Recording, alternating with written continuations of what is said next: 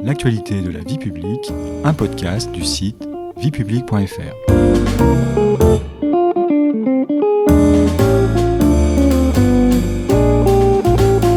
Bonjour à tous, bonjour Stéphanie. Bonjour Patrice. Au sommaire de ce 6e épisode de notre série consacrée aux municipales, les métropoles.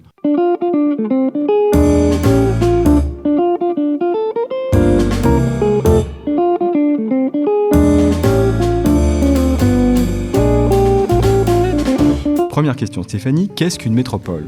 Intéressons-nous d'abord à l'origine du mot métropole, un peu d'étymologie.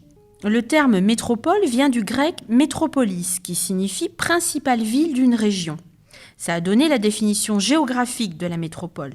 Mais par rapport à notre sujet, dans le cadre de notre série consacrée aux municipales, on va s'intéresser à la métropole au sens de l'organisation du territoire français. Dans ce cadre-là, la métropole correspond à un type d'établissement intercommunal. Vous savez, le fameux EPCI dont on vous parle depuis déjà un certain nombre d'épisodes. La métropole, c'est donc un EPCI de très grande taille, puisqu'il regroupe plusieurs communes formant un ensemble de plus de 400 000 habitants, dans le périmètre duquel se trouve le chef-lieu de région. Mais pourquoi créer une métropole ? Quel est l'enjeu ? L'enjeu de la coopération intercommunale est toujours le même en réalité, quelle que soit l'échelle, que ce soit une petite intercommunalité ou une grande comme la métropole. On cherche à créer des ensembles urbains qui permettent de mettre en commun les moyens et les ressources des différentes communes afin d'être plus efficaces dans la mise en œuvre de projets de développement économique, d'aménagement du territoire, de mobilité, etc. Est-ce que vous pouvez nous donner un exemple concret afin d'illustrer ce qu'est une métropole ? Prenons l'exemple de Nantes. Aujourd'hui, la métropole nantaise est la capitale du Grand Ouest, avec ses 24 communes et ses 600 000 habitants. Mais ce n'est pas parce qu'on parle de métropole qu'il s'agit uniquement d'un territoire exclusivement urbain. En l'occurrence, concernant la métropole du Grand Ouest, seuls 30% de ce territoire sont urbanisés. Les 70% restants sont constitués d'espaces naturels ou agricoles. Et combien de métropoles compte la France aujourd'hui ? Aujourd'hui, en France, il y a 22 métropoles. Mais attention, parmi celles-ci, il y a Lyon. C'est un cas particulier. La métropole de Lyon n'est pas un EPCI, mais une collectivité territoriale. Et pourquoi ? Eh bien, parce qu'elle a les compétences à la fois d'une métropole et d'un département. D'accord. Et à quand remonte la création du statut de métropole ? C'est une loi de 2010 qui est à l'origine de la métropole comme nouveau modèle d'EPCI à fiscalité propre. Le statut de métropole a été créé pour affirmer le rôle des grandes agglomérations comme moteur de la croissance et de l'attractivité du territoire. Une deuxième loi, en 2014, a consolidé le statut des métropoles. C'est la loi MAPTAM de modernisation de l'action publique territoriale et d'affirmation des métropoles. Quelle a été la première métropole ? C'est la métropole de Nice-Côte d'Azur en 2010. Après la métropole de Nice, d'autres métropoles ont vu le jour au 1er janvier 2015, Bordeaux, Brest, Grenoble, Lille, Montpellier, Nantes, Rennes, Rouen, Strasbourg et Toulouse. Et à partir de 2017, la loi a abaissé les seuils permettant de créer une métropole.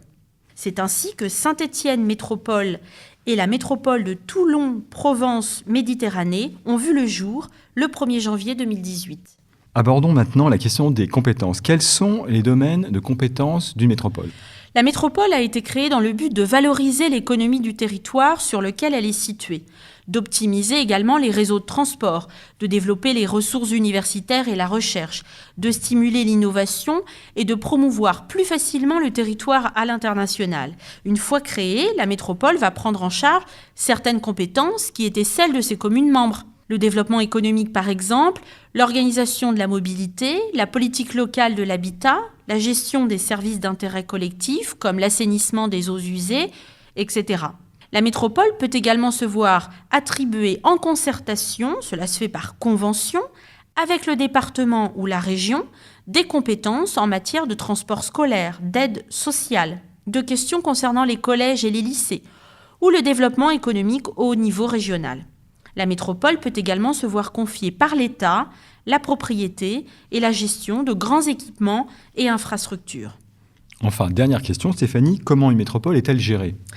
Rappelons que la métropole est une intercommunalité, c'est un EPCI à fiscalité propre.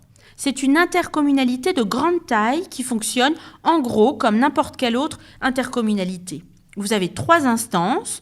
Premièrement, une assemblée d'élus qui délibère et vote les décisions, c'est le conseil de la métropole. Deuxièmement, le président du conseil de la métropole, qui est élu par le conseil de la métropole en son sein. Le président est le responsable de l'exécutif et de l'administration de la métropole. Et enfin, une instance qui assure la coordination entre la métropole et les communes membres. C'est la conférence métropolitaine. En font partie les maires des communes membres. Cette conférence métropolitaine est présidée par le président du conseil de la métropole.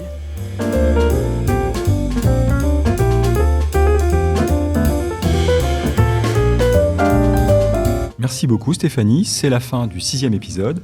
Le prochain sera consacré au Grand Paris et à la région capitale. Vous pouvez vous abonner à tous nos podcasts sur les plateformes habituelles et également les retrouver sur nos réseaux sociaux.